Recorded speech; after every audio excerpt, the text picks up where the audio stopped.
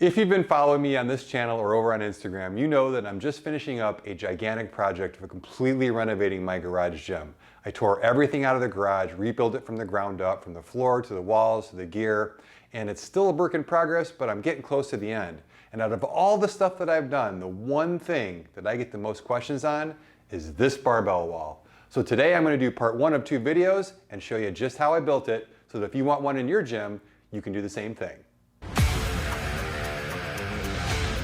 Welcome back to the GymCrafter YouTube channel, everybody. My name is Tim. I am the head gym nerd here at GymCrafter.com, the website that I built to help ordinary folks like you and I build home and garage gyms that we absolutely love. And today, I want to show you something that I absolutely love in my garage gym and something that you can do in yours as well. And it's more than just a barbell wall. This thing right here was a project that lived in my head for well over a year before I built it. It was the one thing I was looking forward to doing most in my gym. And today what I want to take you through is number one, why I built it the way that I built it. But I want to walk you through how you can build your own as well, because I think it provides a bunch of solutions that maybe you're not thinking of when you first look at it. Of course, it looks cool.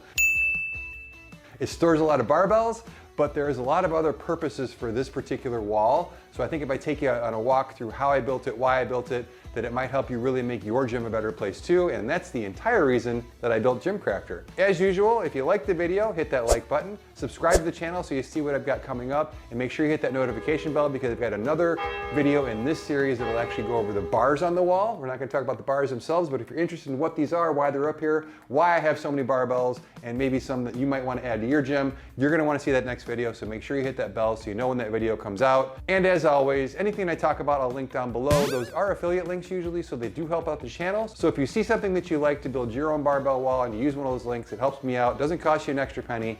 And with that, let's get into the wall. Now, before we start on the front of the wall, it's important that I take you around to the back of the wall to show you a bunch of stuff. And that's where we're going to cover why I built it and show you some kind of behind the scenes stuff and really the original purpose of the wall aside from just storing barbells. So let's head over to the other side and we'll take a look back there, and then we'll come back out here and show you actually the materials that I used and how I put it all together. So here we are behind the scenes, behind the barbell wall itself. I want to show you really what's my favorite things about the barbell wall, and it's not the barbells, believe it or not, although the barbells are pretty cool, right? But outside of that, the reason I built this wall was less to store barbells and more to create a gym that had a ton of space and had a ton of usable space that looked nice. Now, most of us when we do our garages, and I was this way myself, is we store all of our stuff around the outside edges of the garage. We do that because we want to pull our cars inside. So the natural place to store things is all around the outside of the garage. Now, I don't park my car in the garage at all because I do this. And even if I didn't have a YouTube channel, I still wouldn't do that because I love this. But even if you want to park your car in the garage, this is going to be a solution that helps you. When you're putting the stuff all along the wall, what happens is a couple of things. Number one, because you tend to have more storage than you really need, do you really need 5 cans of WD-40? Do you really need the house paint that was 3 colors ago? All of that stuff tends to, and I say those things because those were in my garage when I redid my garage. But what I wanted to do was build enough room in here to put as much gear in here as I could. So I went through and I took all the shelving off of the sides, but that leaves the problem of what do you do with all your stuff? So here's what I did with all my stuff. Some of it got relocated in the house.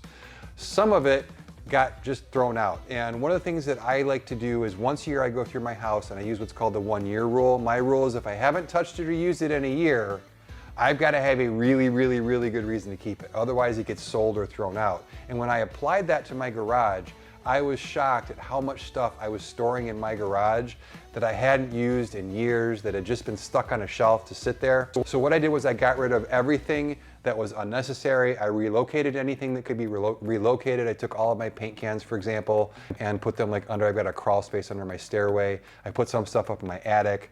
But anything that I wanted to keep in my garage, I kept in here, the stuff that I use regularly, mostly like my disc golf stuff, my tools, my toolbox, and some other things that I use, stuff for my dogs, some camping stuff that I use, right? So I got that all down, but now I'm like, well, where am I gonna put it? So I got the idea of building what I'm calling this my mini shed.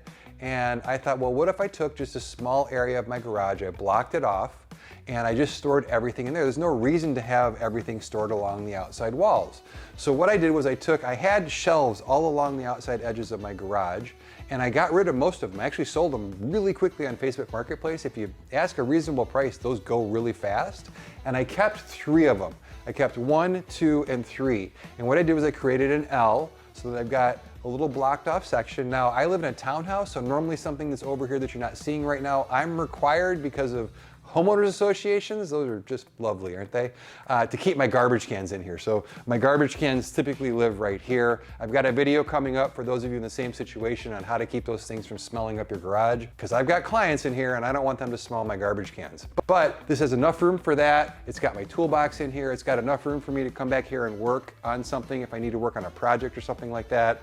And it's a really nice space for me to do that. It really worked out well. So that's the storage portion, and that cleared up all of my garage. Here's the other thing. This is probably 1/6 of my garage. So if I didn't have all of this other stuff in my garage, you could actually park your car in here, come in and out. And the nice thing about not having the shelves on the wall is you can come in pretty close to the sides, still open your door and get out. Plenty of room on the passenger side, plenty of room on the driver's side. So if you are a car in the garage person, this is a good solution for you as well.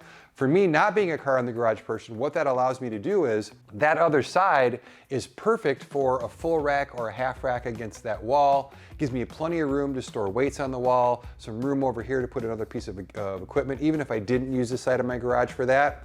And one of the things that I really like is by closing in the other side and building that wall, which we're gonna show you how to do in just a second, is not only that, but it makes like my own little gym, right? It's my own little room that's a gym. It's got 3 walls that are finished. I'm not only not looking at this, but I can't see outside, I can't see the other stuff. And I like to train with this door open. I've shown you guys a couple times on videos that I've got one of those big giant screen doors on here.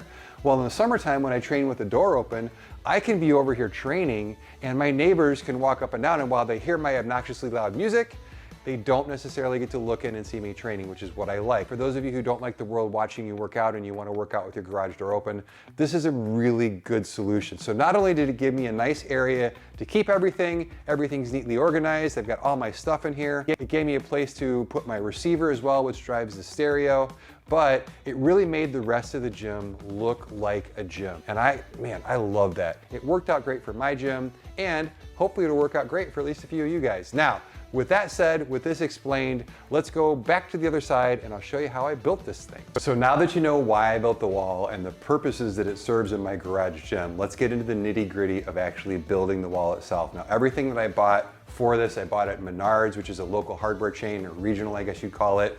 Everything that I bought was less expensive there. They had a better selection and really nicer stuff to pick from. So Home Depot wasn't a ton of help in this project, although you could probably get most of this at your local Home Depot if you need to.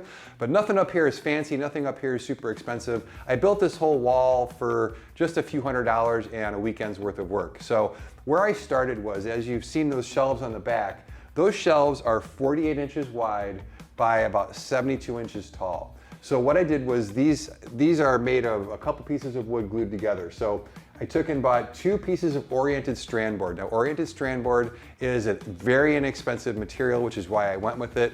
I probably wouldn't go with that again, so I'll tell you why in a second, but those sheets come in 4 feet wide by 8 feet tall. And what I did was I took and cut 18 inches off the top, which left me with 2 pieces, because I bought 2 of these, that were 48 inches by 18. And what I did was, the reason I cut 18 off the top was I turned around and I used them over here. And I'll show you that in a second when we get to the side, because I wanted to make sure it was finished all the way around and that I didn't see any of that stuff you saw on the other side from my gym. I wanted the gym to look finished. I'm looking at turning this into what's called a micro gym, where I'll have people in here, I have clients in here. So I want to make the mess that's over there as neat as possible, as you saw, but also as minimally visible as possible. So I use those scraps over there. The oriented strand board, although it's inexpensive, if I was to do this project again, I would actually probably use maple plywood, and here's why. The front of this at the top, where I've got this light bar, which we'll talk about in a second, what's happening is that these boards are warping a little bit. And the OSB tends to do that, whereas higher quality plywood wouldn't. So if I could go back in time, I would get plywood. I wouldn't have the warps, which I'll show you on the video here when we go over the light strip. It's not a huge deal, and it's a big difference in price. Really good plywood's kind of expensive. So I don't mind spending the money, but like I said, plywood's better if you've got the budget. But I cut those down, and then I took, this is actually paneling that I got at Menards. So even though in most videos it looks like reclaimed wood that you put together, if you look, it's really the same pattern over and over again. A couple reasons I really like this. Number one, it looks nice in my opinion. It matches the walls, it matches the baseboard that I installed, so it matches color-wise, but there's a ton of different options. They've got stuff that looks like brick, they've got stuff that looks like planks, they've got all different kinds that you can go with, and this happened to work for me. Another thing that I like about this reclaimed wood is there are all kinds of screws in here where I screwed the two pieces of wood together, and the way I did that is I cut these come in the same size as the OSB. So I bought these in 4x8 sheets. I cut the 18 inches off the top, again, to put them over here. And I put liquid nails. I squirted that all over the place. I put these two things together. And then I went through and I put about 1 million wood screws in there. And I just used basic, real short drywall screws. This is 1/2 inch thick oriented strand board.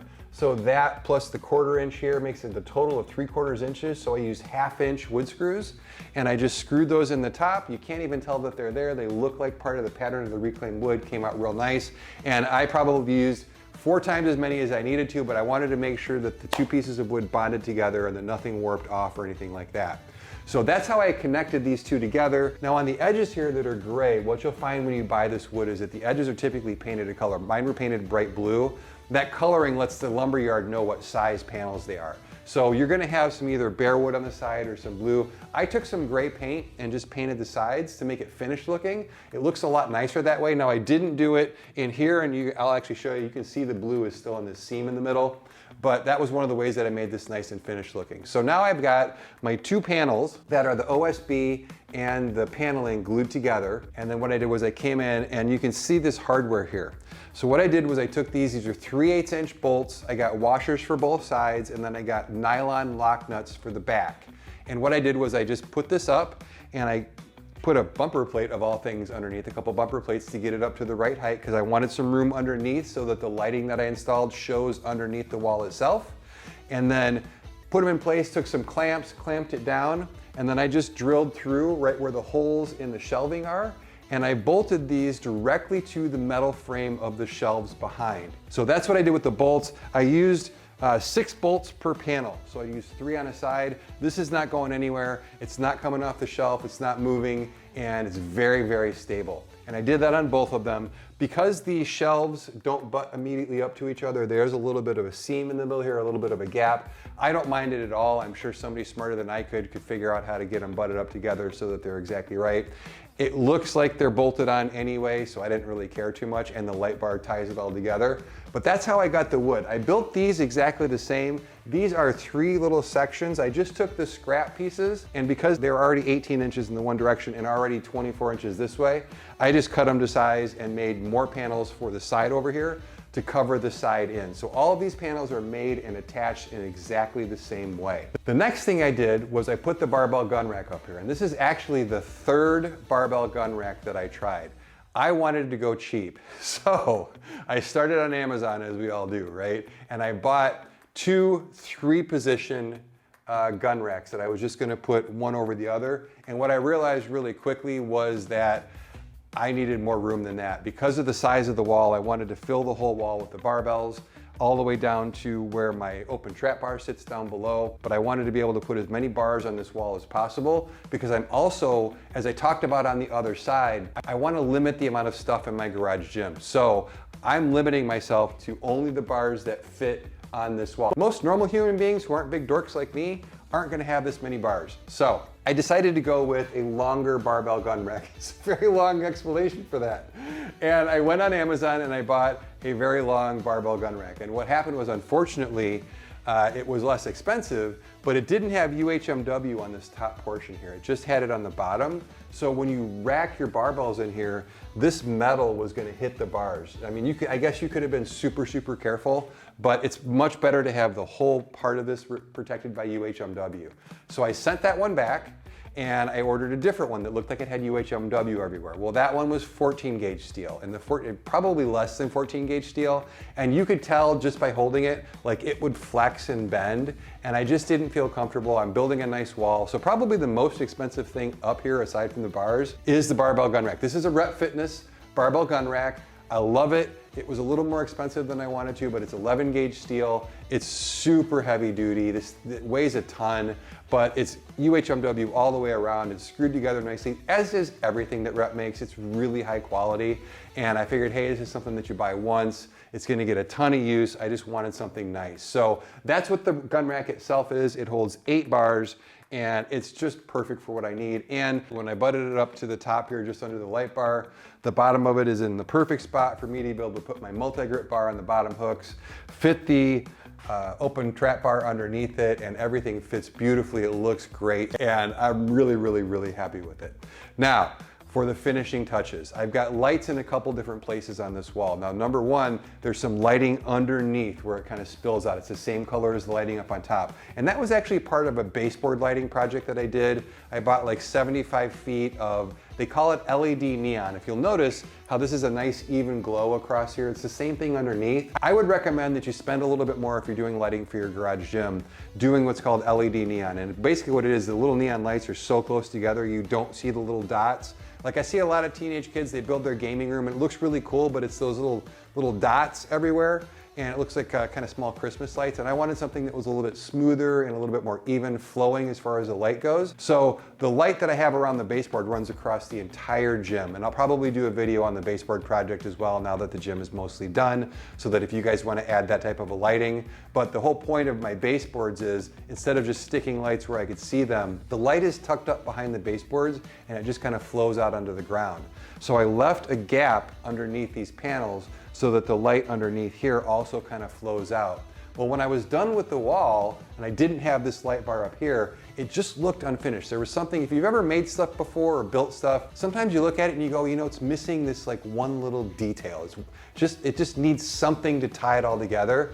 So I was thinking about it for a few days and I decided to install this light bar up here. And this was really something that took me a couple days to figure out, but it's super simple. You don't need to go buy, I was looking all over Amazon, I went to lighting stores looking for light fixtures to go up there.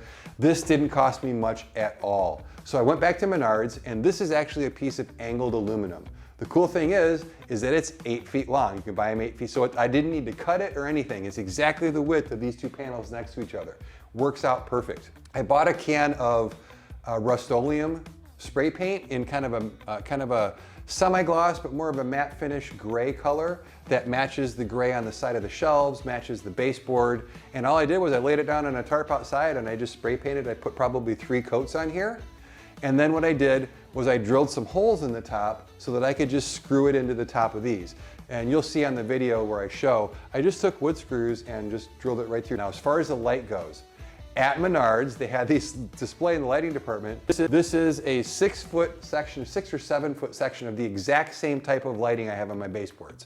And I took little pieces of double stick tape. I took Gorilla double stick mounting tape and cut a whole bunch of little squares of it, stuck it to one side of the lighting. Now the lighting is kind of an oval piece, so there's 2 flat sides to it. And I just stuck it along the top here. So the light itself isn't attached to the hood that I made, it's actually attached to the wall itself. Over here is where the cord for the light cuts through. I just took my drill bit and I just kind of just put a little bit of a groove in the top so that it goes between the wood and the metal. And I ran that through to the other side. So what happens is I put the light up there, I centered it on there so it goes all the way across the top. Now the underside of this is still bright aluminum. So what that does is it reflects the light down on the wall, and when all the lights are off, it really makes the light fall all the way down the wall, and it just makes the bars look really cool. Green is the GymCrafter color, so the green looks really awesome, but you're not stuck with green. So the way that this light on my baseboard light works is there are remote controls. So this little remote allows you to change the color, and the little sensor is actually on the other side of the wall, but I don't ever change the color, so I'm not too worried about that. But you can change the color. There's a ton of different colors that you can do. This green is perfect for me. It is remote controlled, so you can also turn the light on and off. But what I did is, because I have a pretty big stereo in here, I have 4 speakers mounted up in the corners. They're driven by this receiver right here. And on the back of this receiver, there is a switched outlet. Now that switched outlet is typically there to plug a subwoofer into so that it goes on and off as you turn your stereo on and off. Well, my lights go on and off when I turn the stereo on. So when I come in to work out, and of course I'm going to work out with music, I never work out without music. The first thing I do is turn the stereo on. When I turn the stereo on, the lights go on, and I love that. So it works really slickly. The barbell wall is always lit up. A lot of times when you put in accent lighting like this, if it's got its own switch or you have to always use your remote, what happens is you turn the lights on for like the first week you have them, and then you just never turn them on again. And I didn't want that to be the case because I love how this looks. So that is the top to bottom, front to back of how I built this barbell wall. The only other thing that I'll show you is back over here on the front and the sides. As I mentioned, sometimes there's little details that you kind of look at and you go, hey, something doesn't look quite so finished. I had some extra pieces of my baseboard that I did, and what I did was I came over here and along the front, I put some magnets on the back, and I finished where these were normally metal shelves. I finished it with these. And then the other thing that I can do, and you can kind of see that behind me over here, is I left one section of the side of the shelving.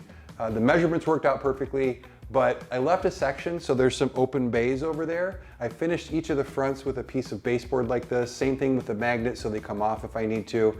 And that gives me some shelving. That's where all of my gym accessories are gonna go. I don't have a lot of them there yet because I still am working on organizing the gym, but I wanted to get this video shot to show you guys how I'm doing it. So that's what's gonna go over there. So now I've got not only my barbells stored, everything's out of the way, I'm not tripping over anything, and I've got a ton of my accessories over there, and everything's nice and neat. It's out of the way, it looks nice. Like I said, I have clients in here, so I want it to look really nice.